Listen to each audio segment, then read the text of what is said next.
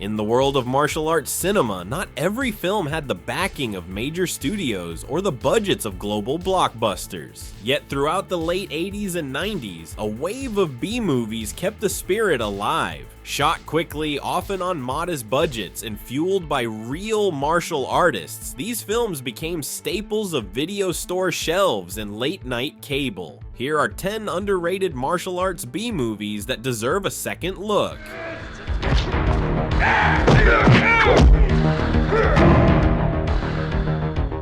Cynthia Rothrock stars as New York detective Linda Masterson, partnered with Jalal Merhi as Tariq Richards. Together they investigate a series of murders targeting martial arts masters. The killer uses an ancient tiger-style kung fu, leading the detectives to seek out a reclusive master of the style in order to stop him.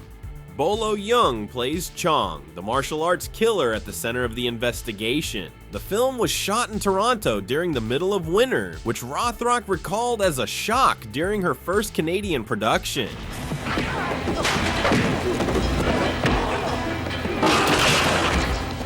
Jeff Wincott stars as Kurt Harris, a former cop whose friend is killed by a vigilante group. Harris infiltrates the organization, known as the Peacemakers, to uncover their corruption. As Harris works his way inside, he discovers the scope of their control and fights to bring them down. The film was originally conceived as Martial Law 3 with Cynthia Rothrock set to return. When Rothrock left the project, the script was reworked into a standalone story. Nielsen's character was expanded and Karen Shepard was brought into the cast during the reshuffle.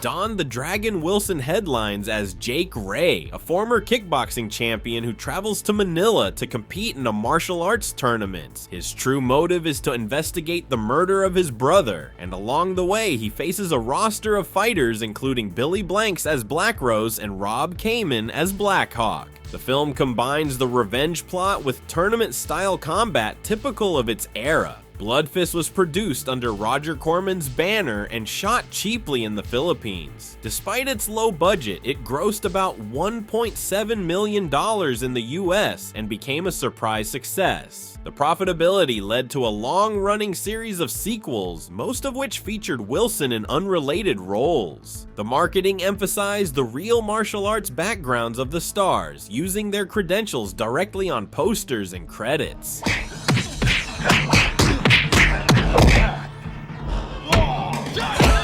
Jeff Wincott plays DEA agent Kevin White, tasked with taking down a Russian mafia kingpin in Los Angeles. Gary Hudson co-stars as Jack White, his estranged older brother, and an LAPD detective. When Kevin's investigation overlaps with Jack's jurisdiction, the brothers are forced to work together, or it seems so, against the mafia's henchmen. The film also features veteran actor Richard Jekyll as their sheriff father, marking his final screen role. Director Kurt Anderson, a frequent collaborator with Wincott, handled the project. Known for delivering strong action on limited budgets, Anderson's experience in the direct-to-video market shaped much of the film's execution.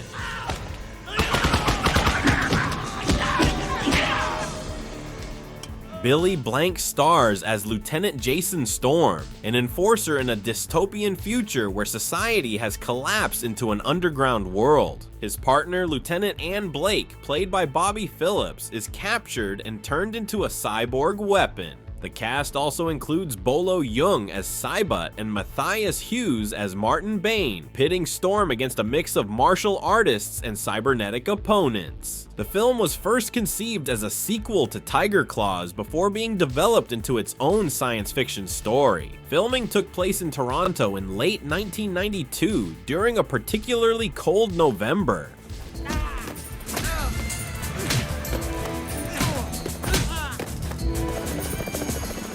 Gary Daniels stars as Royal Marine Eric Hawk Kelly, the stepbrother of Lorenzo Lamas' Soldier Kelly from the Snake Eater series. After his brother's death, Hawk travels to Los Angeles to investigate and soon finds himself in the middle of a gang war between Chinese triads and a white supremacist group. The film does not feature Lorenzo Lamas, with Soldier Kelly briefly recast by another actor in an opening sequence. Hawk's Vengeance had a larger than usual budget for a direct-to-video production at around 2.4 million Canadian dollars. Shot in Canada, it was backed by Cinepix and Dimension Films, giving it higher production values than many contemporaries in the genre.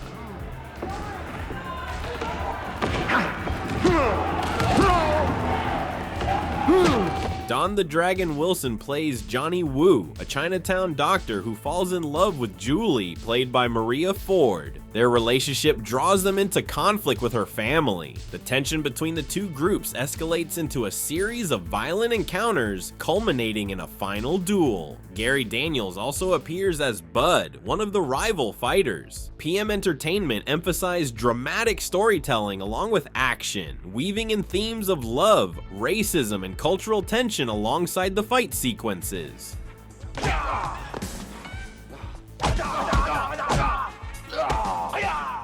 Billy Blank stars as DEA agent Tyler Wilson, assigned to investigate crime boss Mr. Lee, played by James Hong. In Toronto, Wilson partners with Canadian officer Michael Reed, played by Jalal Merhi. To infiltrate Lee's operation, they enter a martial arts tournament he sponsors, training under Grandmaster Pan in Eagle Claw techniques. Their mission forces them to expose corruption, test loyalty within their ranks, and face Lee's enforcers. The movie was a co-production between Film One Productions and Shapiro Glickenhaus Entertainment.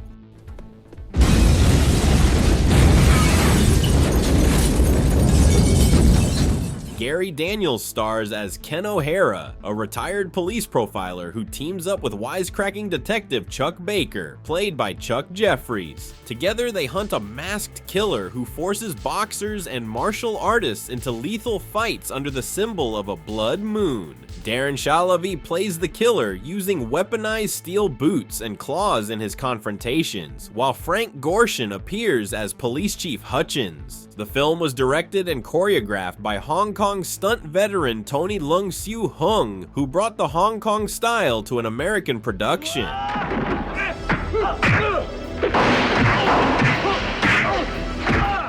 Cynthia Rothrock stars as Laurie China O'Brien, a city police officer who resigns after an incident and returns to her small hometown in Utah. When the town is taken over by a gang led by Edwin Summers, and after her sheriff father is murdered, she runs for sheriff herself. With the help of her former boyfriend, played by Richard Norton, she confronts the gang in a series of fights that mix Western-style storytelling with martial arts action. The film was directed by Robert Klaus, who had previously directed Enter the Dragon. It was one of the early American films produced by Golden Harvest, pairing Rothrock with Norton in a story designed to appeal to US audiences. Production was briefly paused when Rothrock had to fly back to Hong Kong for reshoots on Righting Wrongs after its original ending tested poorly.